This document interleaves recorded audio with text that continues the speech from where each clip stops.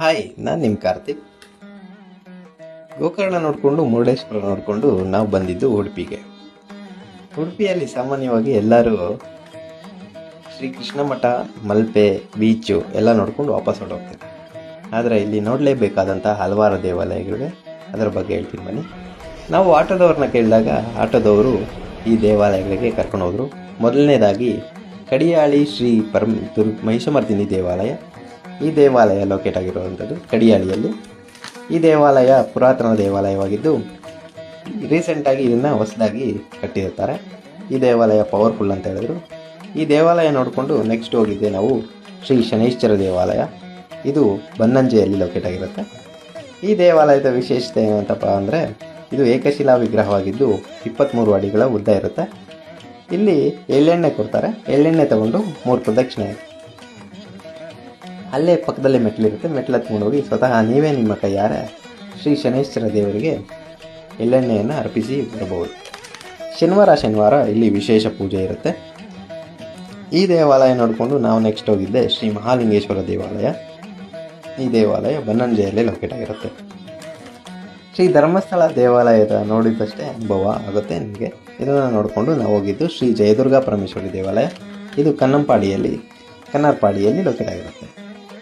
ಇದು ಸಹ ಪವರ್ಫುಲ್ ದೇವಾಲಯ ಅಂತ ಹೇಳಿದ್ರು. ಇದನ್ನು ನೋಡಿಕೊಂಡು ನಾವು ಹೋಗಿದ್ದು ನೆಕ್ಸ್ಟ್ ದೇವಸ್ಥಾನ ಜನಾರ್ದನ ಮತ್ತು ಶ್ರೀ ಮಹಾಕಾಳಿ ದೇವಾಲಯ. ಇದು ಲೊಕೇಟ್ ಆಗಿರುವಂಥದ್ದು ಅಂಬಲಪಾಡಿಯಲ್ಲಿ.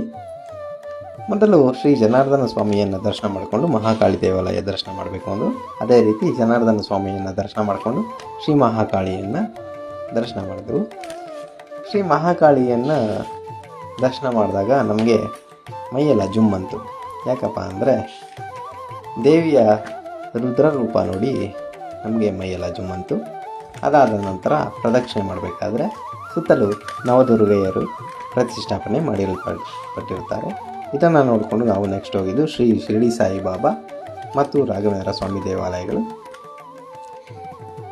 ಮೊದಲು ಶ್ರೀ ಶಿರಡಿ ಸಾಯಿಬಾಬಾ ದರ್ಶನ ಮಾಡಿ ಪ್ರದಕ್ಷಿಣೆ ಮಾಡಬೇಕಾದ್ರೆ ಅಲ್ಲಿ ಒಂದು ಅಚ್ಚರಿ ಎದುರಾಯಿತು. ಏನಪ್ಪ ಅಂದರೆ ಒಂದು ಉಯ್ಯಾಲೆ ಮೇಲೆ ಶ್ರೀ ಶಿರಡಿ ಸಾಯಿಬಾಬಾರವರು ಮಲಗಿರುವಂತಹ ವಿಗ್ರಹವನ್ನು ಇಟ್ಟಿರ್ತಾರೆ. ಅದನ್ನು ನೋಡಿ ಗಾಬರಿ ಆಯಿತು.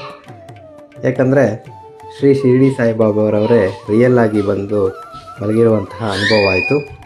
ಇದನ್ನು ನೋಡಿಕೊಂಡು ನಾವು ಬಂದಿದ್ದು ಶ್ರೀ ರಾಘವೇಂದ್ರ ಸ್ವಾಮಿ ಮಠಕ್ಕೆ. ಶ್ರೀ ರಾಘವೇಂದ್ರ ಸ್ವಾಮಿಗಳ ಮಠ ಇತ್ತು.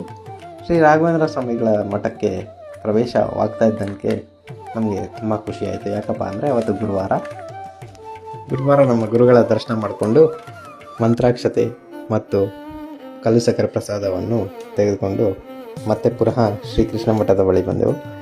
ಅಲ್ಲಿ ನಮ್ಮ ಲಗೇಜ್ ಎಲ್ಲ ತಗೊಂಡು ಆಚೆ ಬಂದಾಗ ಎದುರುಗಡೆನೇ ಒಂದು ಚಿರುಮುರಿ ಅಂಗಡಿ ಇತ್ತು. ಇಲ್ಲಿ ವಿಶೇಷತೆ ಏನಪ್ಪ ಅಂದರೆ ಇಲ್ಲಿ ಕೊಬ್ಬರಿ ಎಣ್ಣೆಯಲ್ಲಿ ಚಿರುಮುರಿ ಮಾಡ್ತಾರೆ. ಇಲ್ಲಿ ಒಂದು ಪ್ಲೇಟು ಚಿರುಮುರಿ ಮತ್ತು ಟೊಮೆಟೊ ಸ್ಲೈಸ್ ತೆಗೆದುಕೊಂಡು ತಿಂದೆವು. ರುಚಿ ಅಂತೂ ತುಂಬ ಅದ್ಭುತವಾಗಿತ್ತು. ನೀವು ಬಂದಾಗ ಇಲ್ಲಿ ಎದುರುಗಡೆನೇ ಚಿರುಮುರಿ ಅಂಗಡಿ ಇರುತ್ತೆ.